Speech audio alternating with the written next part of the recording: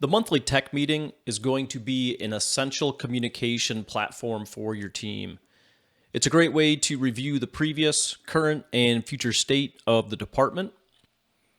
We'll be going over, company news, major successes with the company and employees, the previous month review, a strategy discussion, a little bit of a learning section, and we'll have a project snapshot.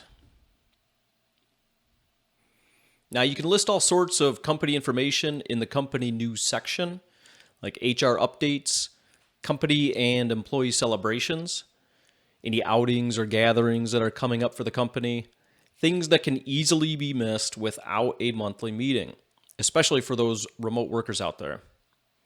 Oh, feel free to duplicate or create blank slides as needed throughout this deck. Don't feel like you have to cram everything into one slide. And for company successes, you can talk about new client signings, successful contract true-ups, stuff like that. And I always like to celebrate employees to make sure they get recognized. It really helps with morale. There are a lot of ways to implement a ticketing review system. Make sure you have one and compile some of the highlights for the monthly tech meeting. If you have an internal recognition platform like Motivosity, you can compile those here as well. Here's where we have the review of the previous state and see how the team performed with their metrics. This is an overall average of both help desk and field teams. And if you do have SLAs rolled out for other areas, you can include those in the average as well. It's up to you. Now, the strategy session is for your current state initiatives. I tended to spend the most time here because there always seemed to be something going on at a MSP.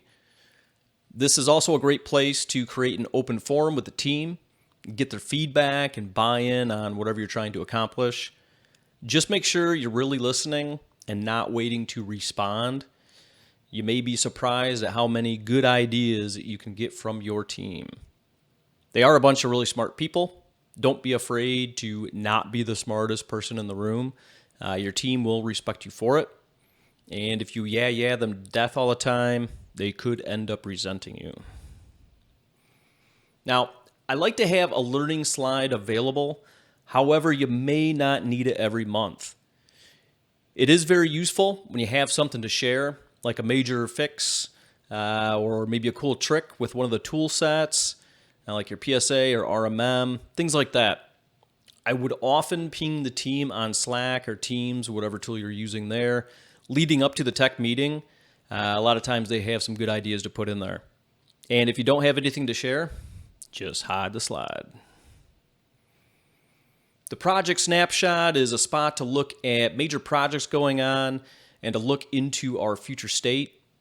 This is the upcoming month. This is helpful for the whole team because projects really touch every area in the service department. The help desk can be prepped for upcoming changes on maybe GPO updates on printers or file shares, like the server migrations. They can be prepped on email migrations, office moves, all sorts of things. Now, some of the members of the field team will already be aware of some of the projects going on, but this fills in the gaps of what those members aren't aware of. And VCIOs are always interested on what's going on with the projects that they just sold, so their ears are always open to it. Now, here's where you list the projects out, and you don't have to list every single project you have going on here.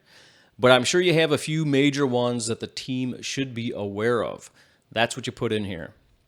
Now, you can list them out with the client name and then the project name. Just make sure the project name is descriptive to what that project is trying to accomplish, like email migration to Office 365, something like that.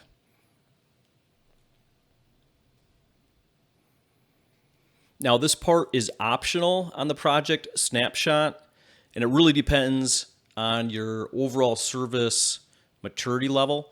But if you do have this process nailed down, the overall project Gantt chart is a great tool as well. What it does is it lists all the projects out with the anticipated, working dates. So if you're, kind of looking at, the blue here, let's just say this is, month 1 is January, month 2 is February. So the blue is basically telling it's spanning that month. And then on the on the green project, that's going to span a couple of months, et cetera, et cetera, et cetera.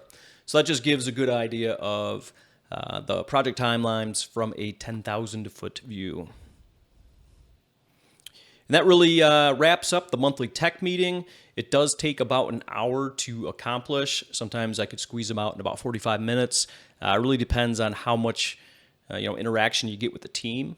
So just be prepared for about an hour though.